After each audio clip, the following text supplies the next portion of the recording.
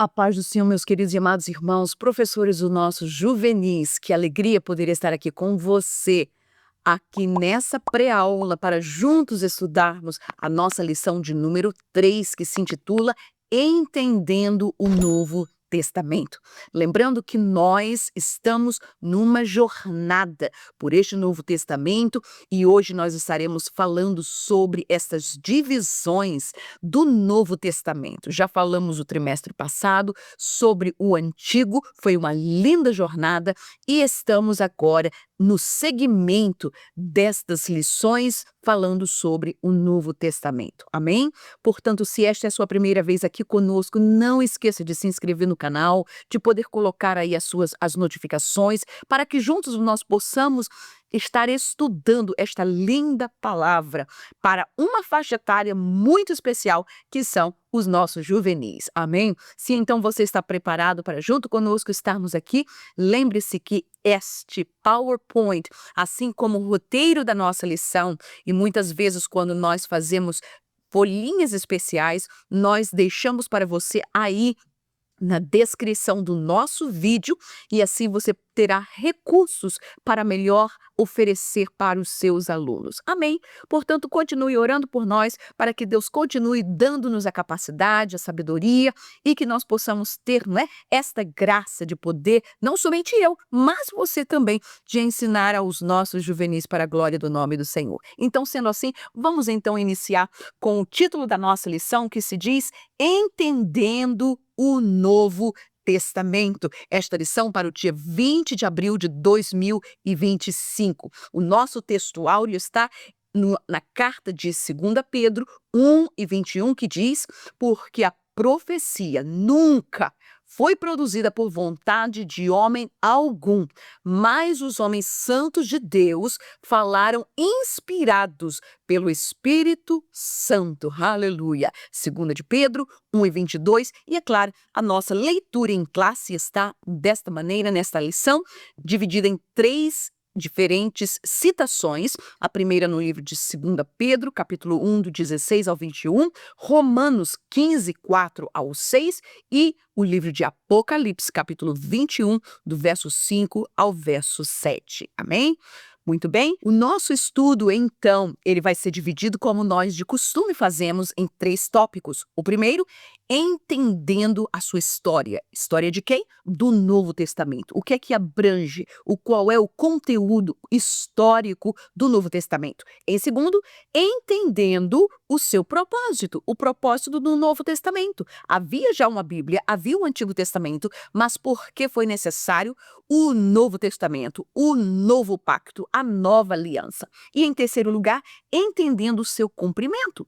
O Novo Testamento é o cumprimento do Antigo Testamento. Nós já vimos aqui no trimestre passado que o Antigo Testamento foi Deus revelando progressivamente, trazendo uma promessa para o seu povo, para a humanidade, de que ele haveria de enviar a Jesus, que haveria de enviar o Cordeiro, que haveria de enviar o prometido para trazer salvação para o seu povo. E então, nós vamos entender o cumprimento dessa promessa, amém? No Novo Testamento. Portanto, queremos, antes de mais nada, como nós estamos falando sobre o Novo Testamento, em primeiro lugar, ver sobre as divisões do Novo Testamento.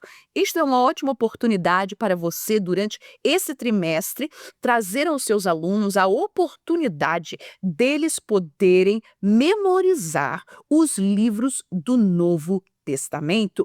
E nós vamos ver que, da mesma maneira como no Antigo, o Novo Testamento também ele tem uma estrutura.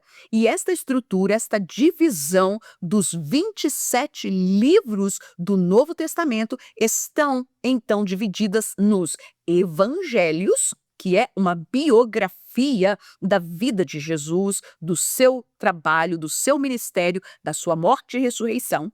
Temos também a divisão da história, ou seja, a história de quem? Que nós chamamos de Atos dos Apóstolos, que é a biografia da Igreja de Jesus. Muito bem. Em terceiro lugar, nós temos a divisão das epístolas. Epístolas eram tratados, eram cartas que foram escritas para não somente pessoas individuais, mas para igrejas. E nessas epístolas nós vamos ver que, desde o livro de Romanos a Judas, nós vamos ver a grande porção, o grande conteúdo do Novo Testamento, exatamente estas epístolas. E nós vamos ver que estas epístolas, ou o Novo Testamento, foi escrito por 9 diferentes pessoas. E, finalmente, a última divisão dessa estrutura do Novo Testamento se chama a profecia. Nós temos um livro profético, muito parecido com os livros do Antigo Testamento. Amém? Portanto, evangelhos, que são Mateus, Marcos, Lucas e João. História, o livro do Atos dos Apóstolos. Em terceiro lugar, as epístolas, que vai desde a carta aos Romanos, não é? Até a carta de Judas. E, finalmente, nós temos um livro profético nesta divisão, que é o livro de Apocalipse. Amém? Muito bem. Sendo assim, nós vamos ver, conhecendo melhor aí, não é? Os 4 evangelhos, o livro histórico, nós vamos ver e podemos dividir as cartas ou epístolas, em primeiro lugar, chamadas de cartas paulinas. 13 dessas cartas foram escritas, não é? Por Paulo. Ele é o grande autor deste Novo Testamento, o maior conteúdo foi escrito pelo apóstolo Paulo. E vamos ver também as cartas gerais, ou seja, dedicadas, escritas para igrejas ou para pessoas em geral. E também o livro profético, que é o livro de Apocalipse. Lembre-se também que nas cartas paulinas, elas podem ser dirigidas como cartas pastorais, como cartas de prisão, como cartas para as igrejas. Então, mesmo dentro dessas divisões, nós podemos subdividi-las, amém? Aí também vocês verão uma ótima maneira de poder envolver os seus alunos, de fazer eles participarem, de fazer eles memorizarem não somente essas divisões, mas principalmente os livros do Novo Testamento, 27, amém? Portanto, meus queridos, vamos dar continuidade, então, falando sobre o quê?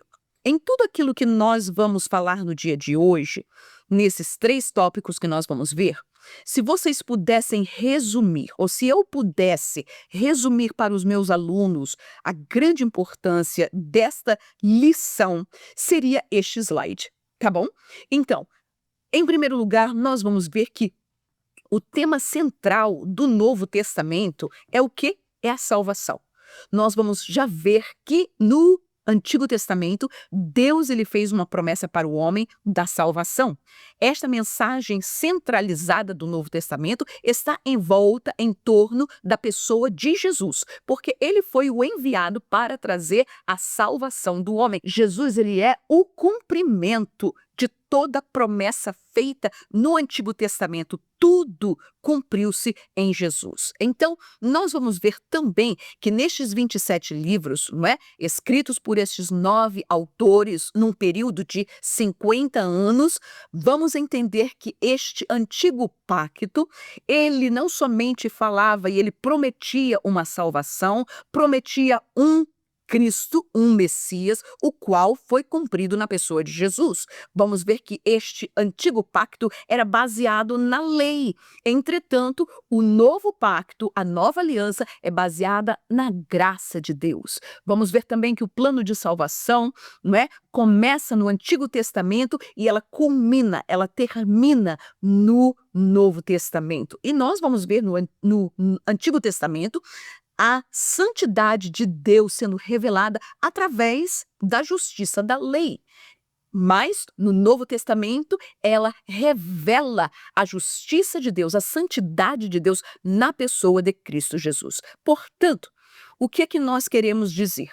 A palavra evangelho quer dizer boas novas. Quando você chega para uma pessoa e diz: olha, Jesus, ele quer te salvar. Jesus, ele é o Salvador. Jesus, ele morreu. O que você está trazendo? Você está trazendo uma boa nova. Isto quer dizer evangelho. Muito bem. Sendo assim, se nós tomarmos estas 4 divisões do Novo Testamento, dessa estrutura, o que é que este Novo Testamento vai trazer para nós? Em primeiro lugar, os evangelhos, Mateus, Marcos, Lucas e João, eles são a manifestação do evangelho. Que manifestação? Ou seja, Jesus, no tempo em que, na plenitude dos tempos, Jesus, ele veio, Jesus, ele se manifestou. Portanto, os evangelhos de Mateus, Marcos, Lucas e João é a manifestação deste evangelho prometido e agora ele é esclarecido, ele é trazido à tona, ele é revelado em pessoa, não por símbolos, não por sinais, não por festas, não pelo tabernáculo, não por diferentes temas e pessoas descritos no Antigo Testamento, mas agora esta promessa se revela, ela se manifesta, amém? Então, estes são os evangelhos, a manifestação do evangelho. Em segundo, a história da igreja, o livro de Atos dos Apóstolos, fala sobre a disseminação dessas boas novas. Fala como os apóstolos, conforme Jesus havia dito para eles, ide por todo mundo pregai o evangelho a toda criatura, agora esta igreja, estes discípulos, estes apóstolos, começaram a disseminar estas boas novas de salvação, começaram a pregar as boas novas, o evangelho, nessas primeiras décadas, né, da era cristã e que hoje nós damos continuidade a ela. Nós continuamos pregando a boa palavra dos evangelhos ou das boas novas de Jesus Cristo. Portanto, o livro de Atos dos Apóstolos, ele vai ser a propagação do evangelho. Meus queridos, o evangelho como que explodiu, principalmente depois do batismo com o Espírito Santo, foi e entrou em todos os lados. Em 50 anos, meus queridos, o evangelho tinha alcançado massas, multidões, países, continentes, aleluia. Então, o livro ou esta divisão da história, o livro de Atos fala sobre a propagação do evangelho. As cartas de Paulo, aleluia, ou as cartas dos outros demais apóstolos como Tiago, Pedro, João, Judas, não é? Essas epístolas, elas fornecem resultados práticos da salvação. Ela vem para poder trazer uma manutenção, ela esmiuça as doutrinas de Cristo Jesus. E o apóstolo Paulo, ele foi este homem que Deus usou para trazer a nós esta coluna vertebral da igreja que se chama a doutrina do Senhor. Aleluia. E nesta nós podemos ver o que nestas doutrinas, nestas epístolas, nós vamos ver a explicação do evangelho. Paulo e Judas e Pedro e Tiago, eles vão dar a explicação, o porquê da salvação, como justificação, como foi que Deus operou, como foi que aconteceu. Eles vão dar toda a explicação daquilo que no Antigo Testamento era simplesmente uma sombra, era simplesmente um símbolo. Mas agora estes homens de Deus são levados a trazer para nós a explicação do Evangelho nessas epístolas. E em último lugar, o livro ou a divisão de profecia, que é o livro de Apocalipse. O Apocalipse, ele antevê a culminação da salvação, ou seja, esta salvação iniciou, mas ela tem fim. Ela terá um cumprimento, ela terá um resultado eterno, ou seja, então, o livro de profecia ou o livro de Apocalipse vem trazer a consumação do evangelho. Portanto, meus queridos, se você não tiver muito tempo para fazer e desmiuçar muita nossa lição, por favor, tenha isso em mente para os seus alunos, amém? Evangelhos, a manifestação do evangelho. O livro histórico, a propagação do evangelho. As epístolas, a explicação do evangelho. E a profecia ou apocalipse, a consumação do evangelho. Amém? Aleluia. Muito bem, vamos assim então ao nosso roteiro, que diz, entendendo a sua história. Aleluia. O Novo Testamento revela a história de Cristo, a sua biografia, revela a história dos apóstolos, aqueles que se seguiram depois de Jesus, e em terceiro lugar, a história da igreja, este corpo de Cristo que foi formada através da morte de Jesus, inaugurada no dia de Pentecoste, e que até o dia de hoje nós aqui estamos e somos parte desta igreja. Amém? Muito bem, vamos lá? Então, a história de Cristo. Vamos ler, então, alguns versículos. Todos os evangelhos vão falar sobre a história de Cristo Jesus. E vamos somente pincelar alguns 3 versículos para nós termos isso em mente. João 1:45. Filipe achou Natanael e disse-lhe: havemos achado aquele de quem Moisés escreveu na lei e de quem escreveram os profetas, Jesus de Nazaré, filho de José.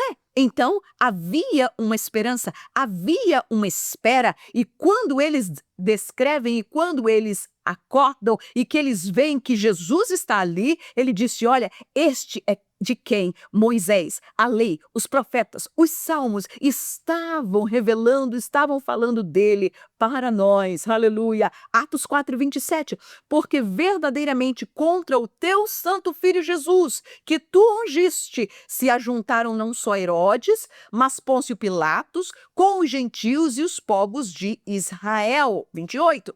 Para fazerem tudo o que a tua mão e o teu conselho tinham anteriormente determinado que se havia de fazer. Portanto, tudo o que sucedeu com Jesus já estava previsto, já estava profetizado. Aleluia! E Atos 10:38, olha aí o que é que diz: como Deus ungiu a Jesus de Nazaré com o Espírito Santo e com virtude, o qual andou fazendo o bem e curando a todos os oprimidos do diabo, porque Deus era com ele. Aleluia! E meus queridos, que melhor desafio para os seus alunos do que fazer eles lerem o Novo Testamento ou lerem os evangelhos. Amém? Então, começando pelo livro de Marcos, o Evangelho de Marcos, que é um evangelho curtinho, resumido, ponha este desafio para os seus alunos, amém? Para assim melhor conhecerem a história que aborda esta biografia de Cristo Jesus. Em segundo lugar, nós vamos ver também a história dos apóstolos. O livro de Atos dos Apóstolos faz menção de vários destes apóstolos que vieram e que foram estes grandes personagens no Novo Testamento. Olha aí, Atos 4:13-33 diz o quê? Então eles, vendo a ousadia de quem? De Pedro e João. Quem eram eles? Discípulos apóstolos de Jesus. E informados de que eram homens sem letras e indoutos, ou seja, eles eram pescadores, eles sabiam ler, eles sabiam escrever, entretanto, eles não tinham anel no dedo, eles não tinham a sua formação, não estiveram lá na escola dos rabinos, não. Mas olha só, se maravilharam e tinham conhecimento de que eles haviam estado com Jesus. Meus queridos, caminhar com Cristo, estar no Evangelho, não é algo como muitos dizem por aí, é algo retrógrado, é algo, né, da era antiga, é velhaco. Não, meus queridos, muito pelo contrário. Quando o homem, quando a mulher, eles se dedicam ao Evangelho, às Cristo Jesus, o que acontece? O que aconteceu com Pedro e João? Ninguém dava nada por eles, mas quando eles abriam a sua boca, a autoridade, o domínio que eles tinham em falar de Jesus, o povo ficou maravilhado, porque eles eram pessoas indoutas, pessoas sem letras, pessoas sem escolaridade, não é? Mas que tinham o conhecimento que eles andaram com Jesus. E quando a gente anda com Jesus, faz toda a diferença. Aleluia! Versículo 33. E os apóstolos davam com grande poder testemunho da ressurreição do Senhor Jesus, e em todos eles havia abundante graça. 5:12. E muitos sinais e prodígios eram feitos entre o povo pelas mãos de quem? Dos apóstolos, e estavam todos unanimemente no alpendre de Salomão, estavam no templo, estavam pregando, estavam trazendo estas boas novas para aquelas pessoas. Muitos deles haviam ouvido, haviam visto Jesus pregando, Jesus curando. Entretanto, agora Jesus morreu, Jesus ressuscitou, Jesus ascendeu aos céus, e quem dá continuidade são os apóstolos de Jesus. Aleluia. Atos 9:4. Quem é este? Este grande homem que se tornou o grande apóstolo dos gentios, e caindo em terra, ouviu uma voz que lhe dizia: Saulo, Saulo, por que me persegues?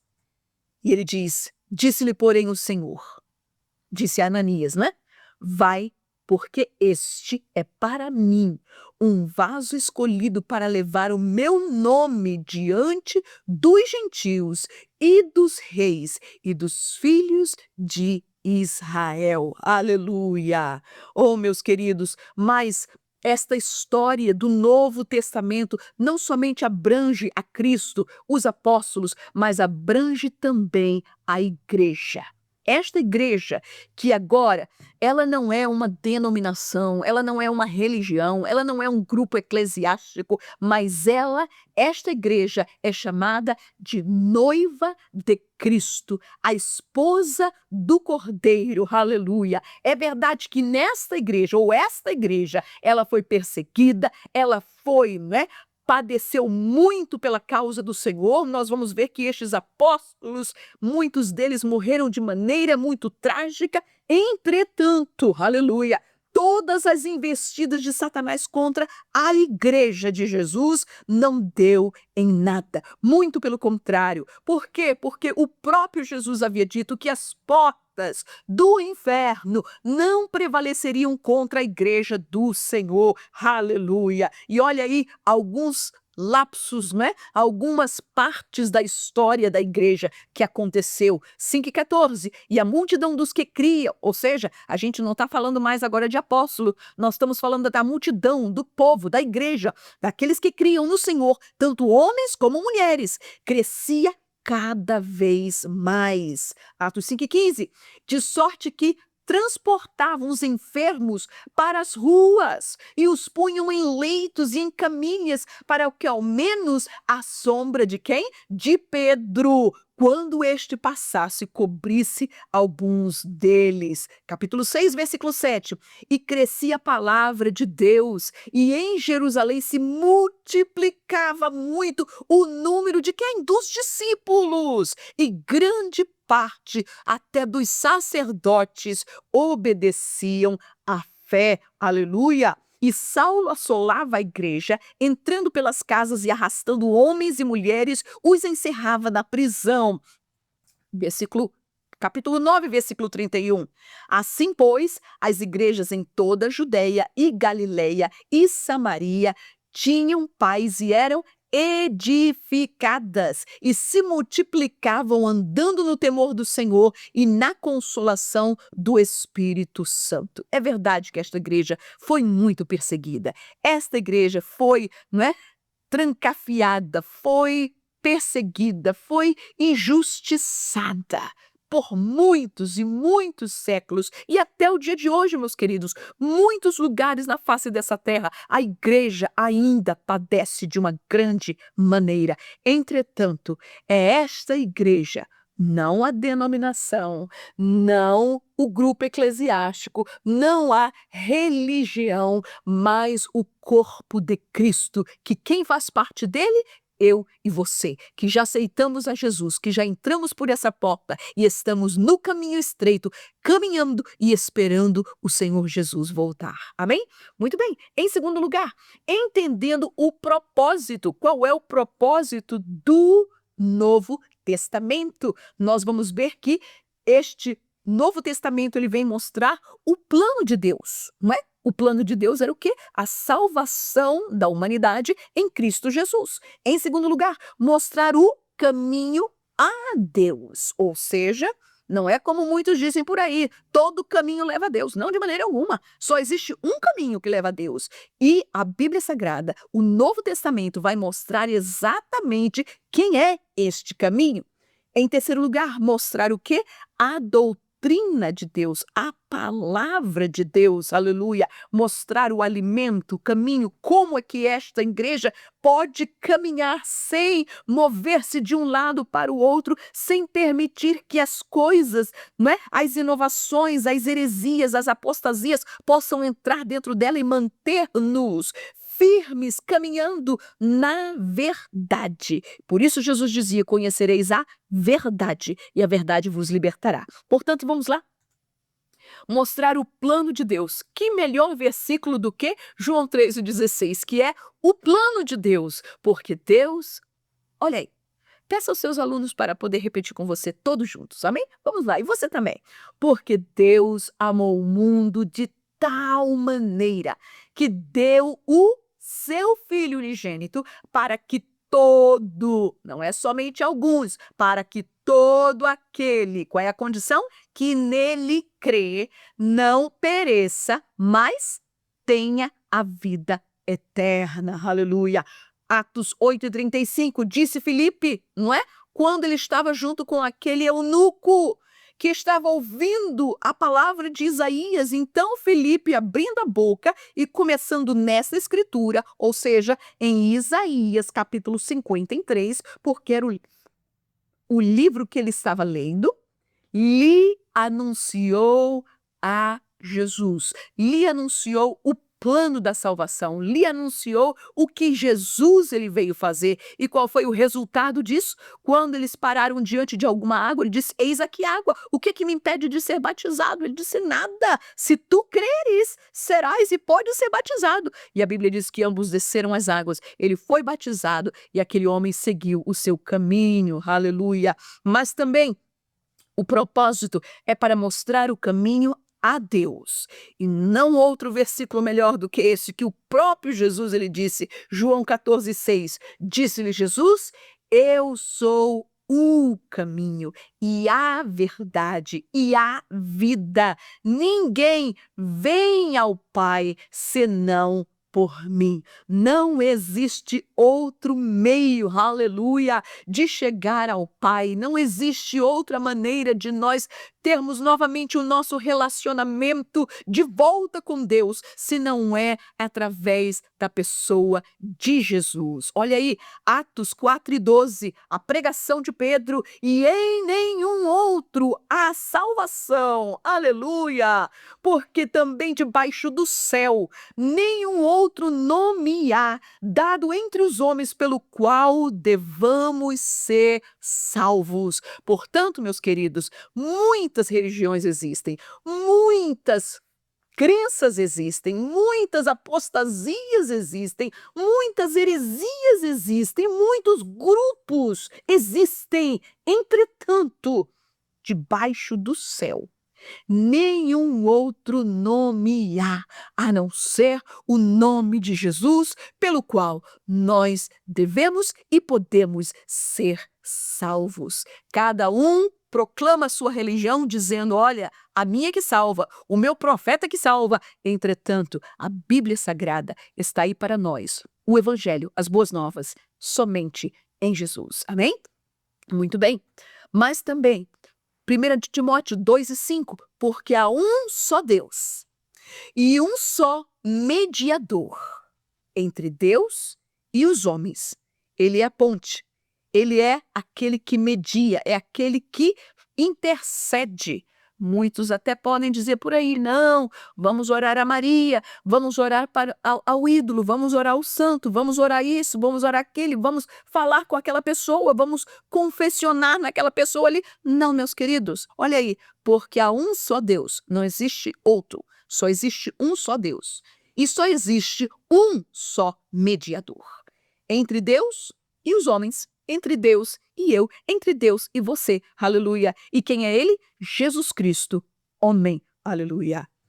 Muito bem, mas qual é o terceiro objetivo do Novo Testamento? É mostrar o quê? Não somente o plano de salvação, o caminho a Deus, mas também mostrar a doutrina de Deus, que iniciou-se sendo pregada por Jesus e pelos seus apóstolos e chegou até os nossos dias. A palavra do Senhor, olha aí a defesa dos apóstolos e de Jesus. Lucas 4,32 nos diz, e admiravam-se, isto era o povo, admiravam-se da sua doutrina, do seu ensinamento da palavra, porque a sua palavra era com que? Autoridade, com poder. Ela transformava. Esta palavra, quando nós a pregamos, oh meus queridos, ela tem um poder transformador. Foi ela que transformou a minha vida. Foi ela que tem transformado a cada dia, que tem mudado, que muda rumos na minha vida. É esta palavra de Deus, aleluia! Esta palavra amada que nós abraçamos, ó, que nós beijamos, que nós a temos guardada em nosso coração. Esta palavra, esta doutrina, aleluia, para nós, ela vem com autoridade, é diferente. Você pode ler o livro, né, do Alcorão, pode ler o livro qual seja o livro religioso por aí, dos Vedas e o que mais, mas quando você ler esta palavra, o Espírito Santo de Deus, a terceira pessoa da Trindade, ele lida com você. Ele usa esta palavra para quê? Para convencer-nos, para poder transformar-nos, para poder fazer em nós uma transformação de vida. Amém? Esta palavra. Olha aí, Atos 2:42. O que a igreja fazia? E perseveravam na doutrina dos apóstolos. O que os apóstolos pregavam era o que Jesus iniciou pregando e a igreja continuou fazendo. E continuaram na comunhão, no partir do pão e nas orações. Atos 13:12. Então, olha aí a história de quando Paulo ele está com Barnabé numa ilha pregando o evangelho e ele disse, então o procônsul, vendo o que havia acontecido, o que foi que aconteceu? É que um homem que estava ali tentando atrapalhar o procônsul ouvir a palavra de Deus, Paulo ficou tão desesperado, né, com tanta autoridade de Deus que ele disse, fica cego. E o homem ficou sem ver na mesma hora, por algum tempo. E quando este procônsul viu o que isso aconteceu, olha só, ele creu maravilhado, não foi na manifestação, não foi o homem ficar cego, ele creu o quê? Maravilhado na doutrina, no ensino, na palavra de Deus. Meus queridos, é tão importante. Cultive isso com seus alunos, a importância deles estarem no culto de doutrina, no culto de ensino. Por quê? O culto de louvor é lindo. Você sente, você, né, tá ali, mas a palavra, a doutrina, é ela que finca as nossas raízes, que estabelece as nossas raízes, que nos faz não nos mover do evangelho, é a doutrina. Amém? Muito bem. E, finalmente, entendendo que o cumprimento do Novo Testamento, entendendo que sobre a salvação do homem, entendendo o cumprimento da salvação do homem, e esta salvação é para todos. Esta salvação não é somente para um grupo de pessoas, não é somente para uns especiais, não é para 144 mil, não. O evangelho, o cumprimento, a salvação do homem foi oferecida para todos. Mas entendendo o cumprimento de quê? Do julgamento do homem. Sim, todos serão julgados. Todos. Ninguém vai passar deste julgamento. E em terceiro lugar, entendendo o cumprimento da eternidade do homem. Aleluia. Muito bem, vamos lá ver então da salvação do homem. O que é que diz Atos 5:38? Nós vamos ver que Jesus ele pagou o preço. Jesus, ele foi o cordeiro prometido. Jesus, ele, aleluia, cumpriu nele, fez cair sobre ele a maldição, o pecado, desde Adão, irmãos, até aqueles que ainda virão. O pecado da humanidade caiu sobre Jesus e ele, portanto, é este cumprimento da salvação do homem. O que é que nos diz Atos 5:38-39?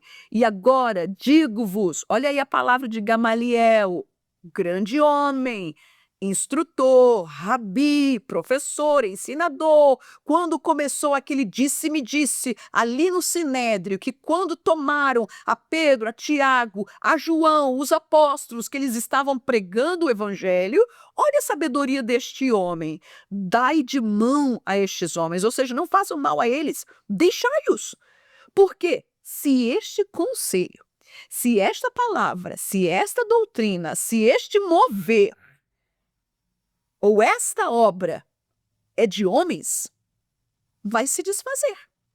Se não vem de Deus, vai se desfazer. Mas, o que é que ele diz? Se é de Deus, não podereis desfazê-la. O que é de Deus, o homem não pode parar, o diabo não pode parar, o inimigo das nossas almas não pode parar. Irmãos, olha o intento de Satanás, desde quando a igreja foi fundada até o dia de hoje, ele não cessa.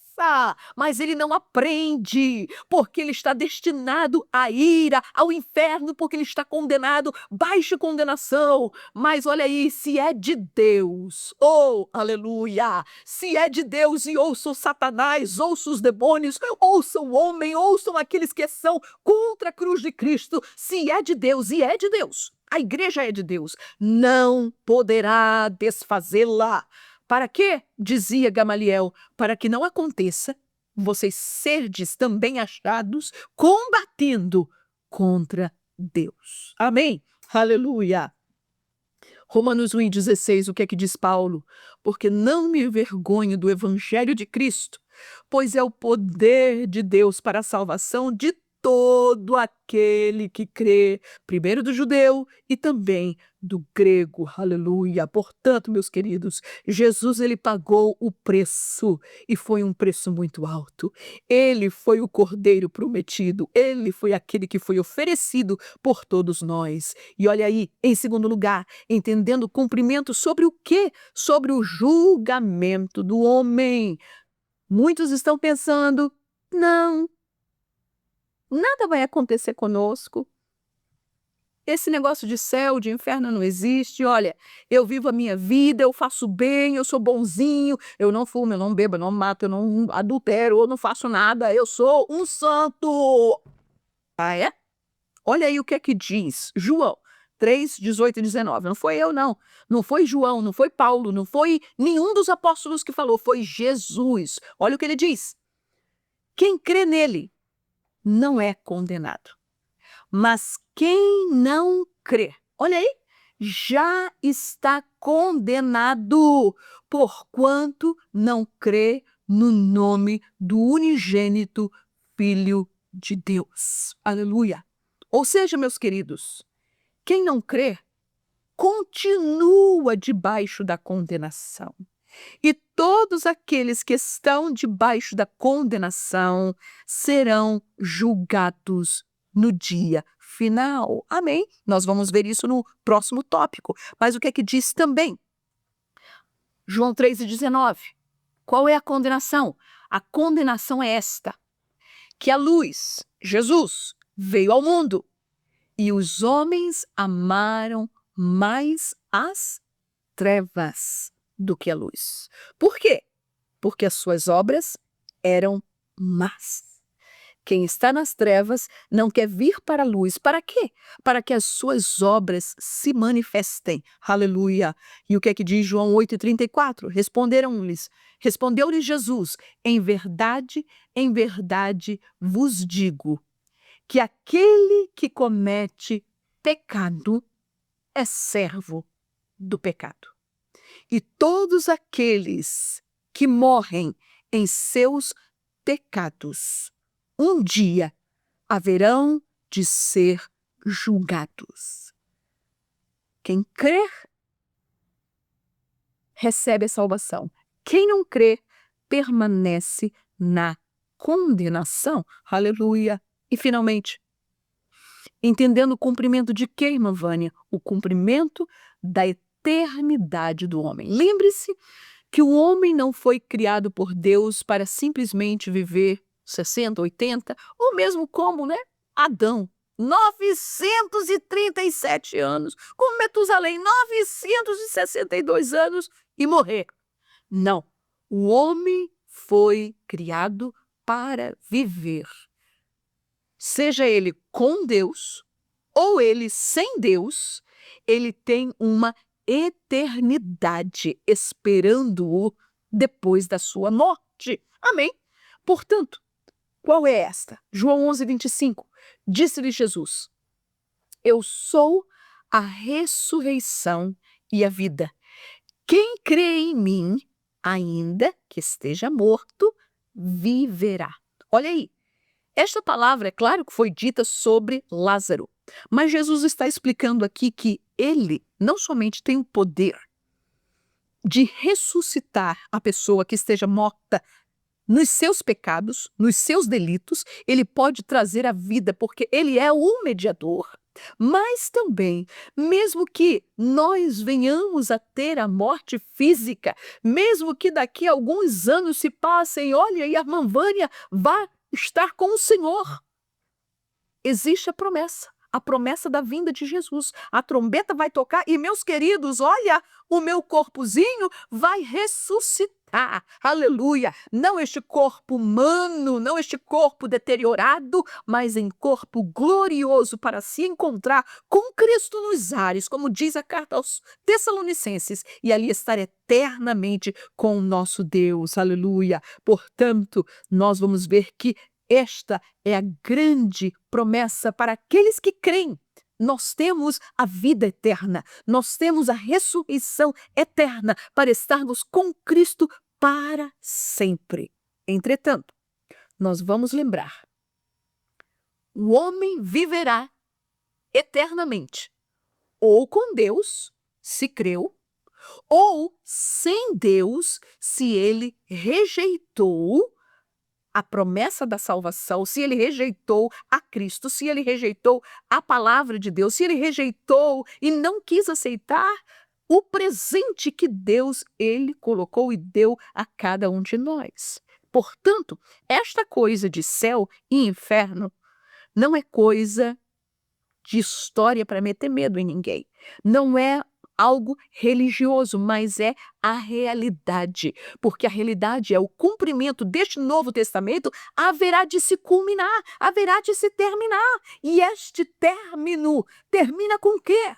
Com um julgamento, o juízo de Deus, com o trono branco, aonde aqueles que não creram, os livros serão abertos e se o nome da pessoa não estiver no livro da vida, meus queridos, esta pessoa será condenada eternamente ao inferno. Amém? Muito bem. O que é que nos diz? E vi um grande trono branco, e o que estava sentado sobre ele, de cuja presença fugiu a terra e o céu, e não se achou lugar para eles. E vi os mortos, grandes e pequenos. E aqui não é somente falando de crianças e de adultos, falando de pessoas, de reis ou de súditos, que estavam diante do trono. E abriram-se os livros, e abriu-se outro livro, que é o da vida. E os mortos foram julgados pelas coisas que estavam escritas nos livros, segundo as suas obras. Aleluia. Amém. Portanto, a culminação desta salvação, o seu resultado eterno está aí. Ou com Cristo, ou sem Cristo. Ou no céu, ou no inferno, ou salvo ou perdido eternamente. Nós vamos lembrar Hebreus 9:27, porque muitos por aí, tentam dar uma luz de esperança para aqueles que já morreram. Ah, não, você vai reencarnar. Ou não, tem um purgatório. Ou nós vamos fazer algumas missas, vamos orar por você aqui, deste lado de cá. E você vai sair de onde você está. Não, irmãos, não vai. I'm sorry, desculpa, pela verdade tão clara, não vai. Hebreus 9:27 nos diz, e como aos homens está ordenado, foi ordenado por Deus, morrer uma vez, vindo depois disto o juízo. Haverão de se apresentar diante do Senhor. Amém? Portanto, meus queridos e amados irmãos, que Deus possa te dar e conceder uma classe abençoada. Feliz Páscoa, né? Feliz dia de ressurreição. Domingo é um dia que nós devemos celebrar com muita alegria em nossas vidas. Nós não estamos celebrando um Jesus defunto, nós estamos celebrando ao príncipe da vida, aquele que morreu por nós, mas ressuscitou ao terceiro dia e está sentado à destra do trono do Pai, intercedendo por você, por mim, pelos seus alunos, por este mundo. Amém? Que o Senhor Jesus te abençoe. Amém.